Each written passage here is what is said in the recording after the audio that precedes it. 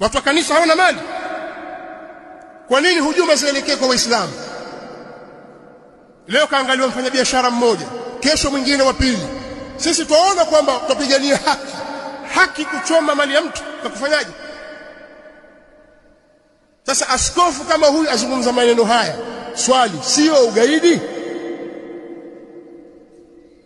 Wallahi huu ndio ugaidi wenyewe.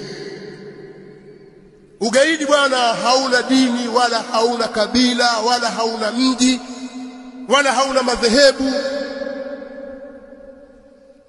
Hawa ni magaidi waliofanya haya na hawa walioamrishwa. Jambo la ajabu sasa, nchi imefika katika kipindi hiki kigumu, eti watokee maaskofu watu wa waraka wakilaumu, wakibeza na kusikitishwa. Nyinyi ndio mlikuwa mkihalalisha hili.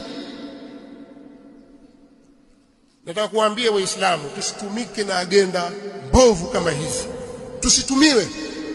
Na niliwahi kuzungumza siku za nyuma kwamba kama wao hawana mafunzo ya kuelekeza namna ya kufanya, sisi Waislamu tunayo mafunzo yetu kutoka kwa mtume wetu Muhammad sallallahu alaihi wasallam yanayotuelekeza namna ya kufanya.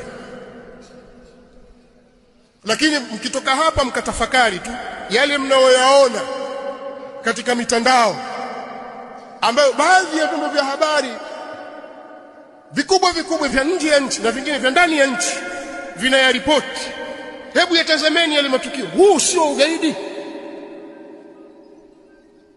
Mkavamia katika kituo cha watu, mkabeba mitungi ya gesi, mkaondoka nao, pengine maisha yako uje kutumia gesi, lakini wabeba wenda nini? Kwa sababu hiki cha Muislamu. Sasa swali, huyu ndiye mnemdai haki? Si mnadai haki? Ndio huyu mmechoma mabasi, sina haja kuyataja majina, lakini mabasi ambayo wengi katika wamiliki wake ni Waislamu walikwenda wakayachoma moto. Hawa ndio mnaowadai haki? Mimi siamini kwamba majengo kama makanisa na mahospitali ya kanisa hawajayaona. Siamini hivyo, walikusudia. Siamini kwamba hawakuona mali za Wakristo wenzao. Siamini hivyo. Maneno haya kama yatatumika kwamba ni uchochezi na ni udini, na iwe hivyo, lakini mimi siamini hivyo. Hapa pana agenda. Sasa nauliza swali jingine,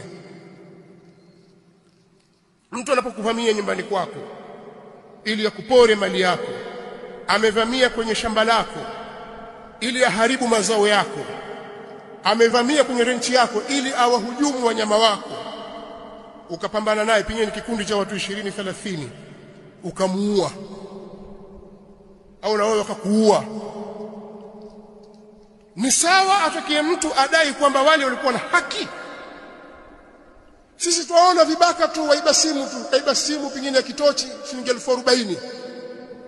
Nyinyi wananchi ndio mnaotoka barabarani na mapetroli na matairi, mkampiga na mkamuua na mkamchoma moto.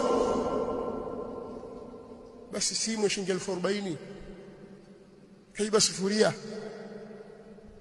leo akaharibu mali ya mabilioni bila sababu yoyote, kwa kisingizio kwamba adai haki.